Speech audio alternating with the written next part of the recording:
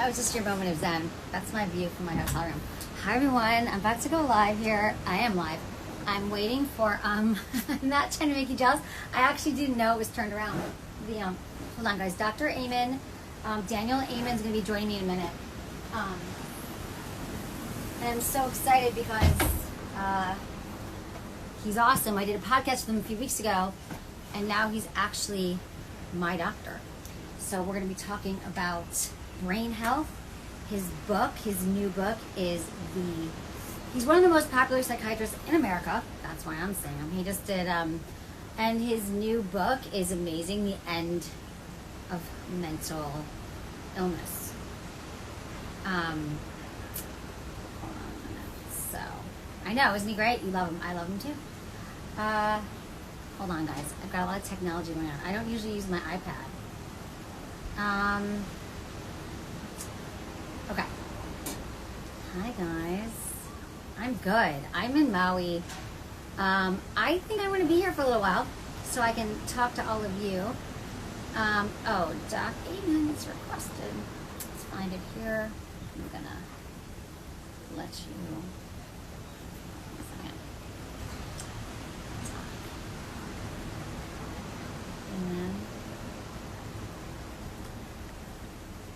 And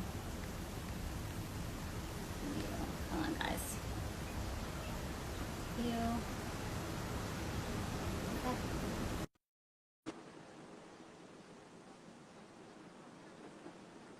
Waiting for Dr. Ayman. Hi. How are you? Hey. Great. How are you? I'm good. Thank you for joining me. Let me just I don't often use an iPad here, so can you hear me? I can hear you barely. I'm turning up the volume. Hold on one second. Hold on one second. This is, okay. I don't know how to use it. Hold on one second. I don't have an iPad usually. How do you turn the volume on an iPad? Hold on, it turned around. This is really funny. I don't ever use my iPad. I'm just turning it up, so hold on one second.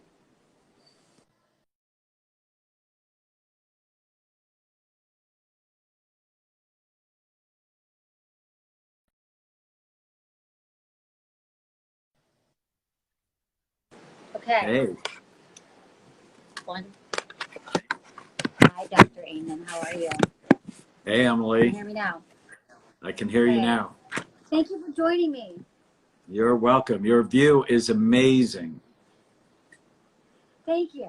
I feel like it's the right thing to stay here. I don't need that lapse in going back to Los Angeles where it's not as safe right now. So I'm here, and thank you for joining me. Dr. Ayman, your book, first off, I know this is a very difficult times we're having right now, and I want to thank you for helping and for being here with me today, and also for we just met in person recently a few months ago when you did my podcast, which we've also linked on all of our platforms right now that people can check out, and specifically to talk about your book, The End of Mental Illness, which is an incredible read. People really got so much out of that podcast, but if you could just, we could just kind of start there for a minute, like, well, wait, we're going to get back to your book. Sorry, let's focus. Tell me about what we could be doing right now in isolation, that there's so many people who've been reaching out to me, asking me, like, what do we do? How do I connect with my partner? So let's start with just some basic, like, if everybody's really anxious now, and I was saying to my listeners yesterday, sorry, this is the wind blowing, occupational hazard here. People are always saying that when they're really anxious, which people were anxious before this pandemic. Can you not hear me? I think I might have to move inside. Hard to hear me? Yeah, it's hard to hear. Okay, I'm going to put on, I'm going to put these on and move inside, so hold on a minute. Give me a second. Patience. I'm just going to have to, hold on.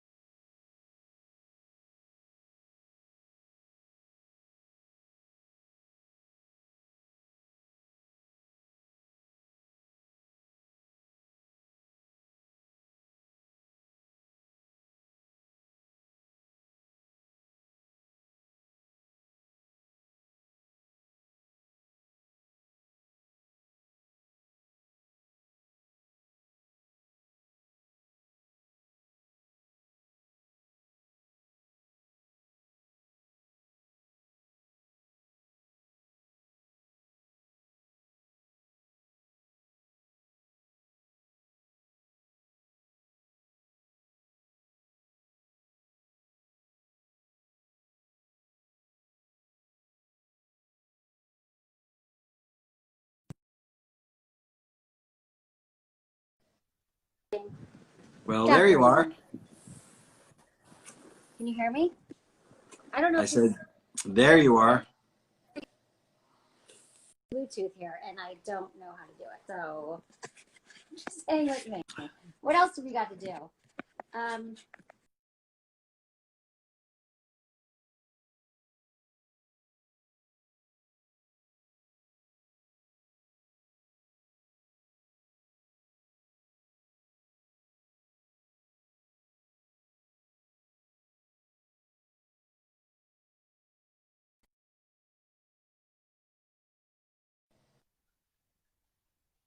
started again in 2 minutes, everyone.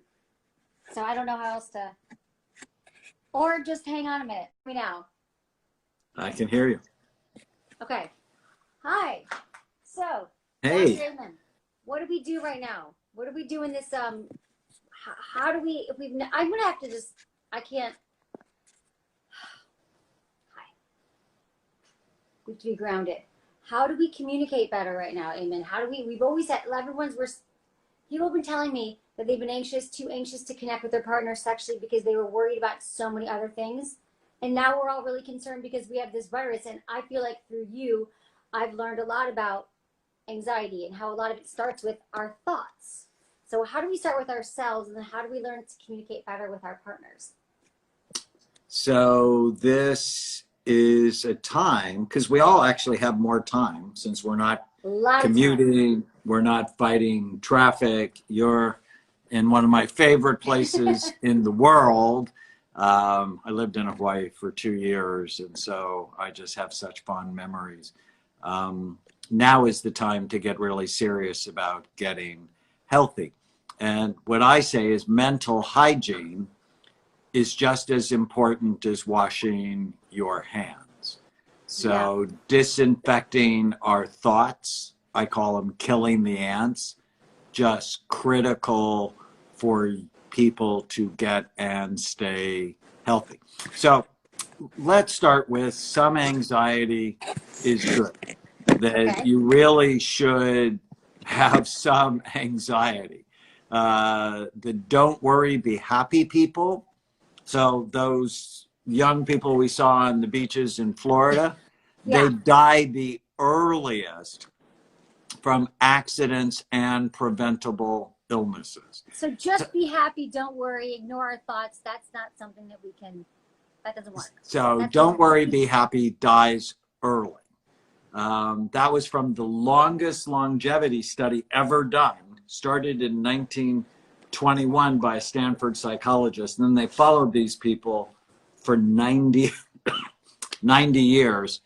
And the don't worry, be happy people died the earliest. Okay, so what do we do instead? I don't like those people anyway. So we're serious about not spreading the virus, which is why they want us to stay in, disinfect things, stop shaking hands, and with people you don't know. I mean, with people that are in your house, it's fine. But it's a time to be thoughtful. And it's also a time to know the truth. And so following reputable sources is really important. So for me, the Mayo Clinic, Johns Hopkins, Harvard, those I believe are reputable sources. And it's so important to turn off the news. 24/7 news cycle will make you want to die. And their job, and people don't really understand this, but CNN and Fox and all the online, their job is they want mind share.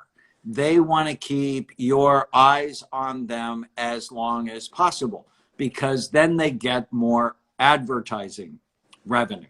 Right. And so and I was so irritated today because on the television, it's worldwide deaths in California, deaths in, and it's like, yes, it changes, and you should look at that maybe 20 minutes twice a day, and then turn it off, because otherwise it's going to direct your mind to be freaked out.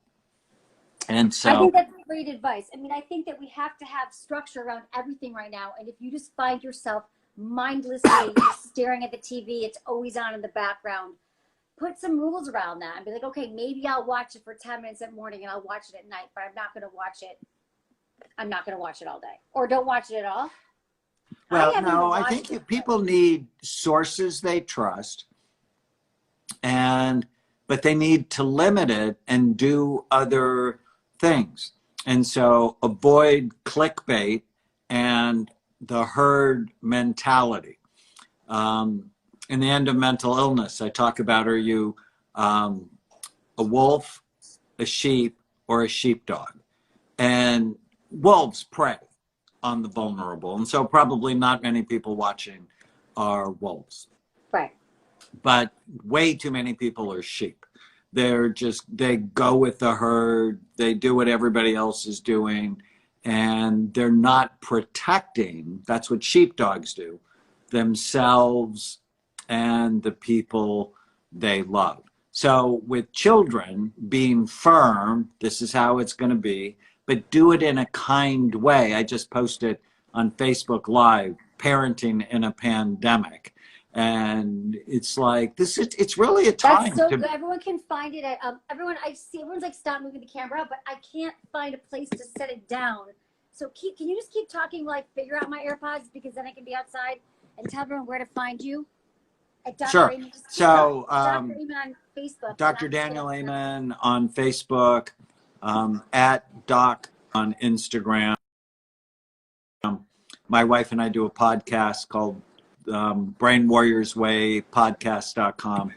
And I would love it if people would check out The End of Mental Illness, which is my new book that was just a bestseller on USA Today. So that made me happy. The End of Mental Illness. Absolutely. Everyone check it out. Check out the podcast we did on it. It was, I had so many people reach out to me to say that book. I mean, it really hit me, because it's like, it's what makes the most sense is it's the one part of the body that, we study every other part of our body. We will x-ray, we have a problem with it, we'll look at it, but we don't look at the brain. And so to me, that was a game changer. And knowing what kinds of, that there's 5 types of brain, it really, in all the work you've done in all these years, this book just, I think it's really groundbreaking. And so everyone, you've got a lot of time right now. People have time on their hands to check out your book, check out your Facebook page, and also your Instagram. You've been posting a lot of really useful material, so thank you. Okay, so the news, home, anxiety, parenting. What do we do with you posted a great post about it, you said, on Facebook. Well, this is actually a great time to repair or improve the relationship you have with your children. I mean, if you just think about it, for 2 generations now, we've had 2-parent working families, which means everybody's tired, everybody's working really hard, and nobody really gets any time off. And the people who suffer most is the children, because they just have less time with their moms and dads. And I once wrote a piece on how to make your child a Republican, a Democrat, or anything you want. And how you do that is you bond with them. Because if you're bonded with your children, they pick your values. If your children don't like you, they pick the opposite values just to piss you off. And so if you really want a solid relationship with your children, requires 2 things: time, actual physical time. And there's an exercise I do with my patients called special time, which is 20 minutes a day, doesn't have to be a lot, 20 minutes a day, do something with the children that the kids want to do. And during that time, no commands, no questions, no directions. It's just a time to be with them, to sort of see what's going on in their life, to be a good listener. So time is critical, changes relationships. If I can just get parents to do that for a month, their relationship with the child is much better, especially if they add in active listening. So active listening is what they teach therapists. to Okay, do. wait, Dr. Ayman, I can't stay out here and I can't do it without I literally can't hear you out there and I can't sit. I set this up so my table would work. So you just gotta hold on a minute. I have to pause this and figure it out because it's too loud and just 1 second. I don't know if I should start over. I'm sorry. It's really annoying. Hold on 1 second, Dr. Ayman. Okay. Hey, it's technology. Here we go. Let's see. I almost feel like we have a lot of people watching, but it doesn't work inside and I can't. Can we just start this again in 2 minutes, everyone? I really think I have to.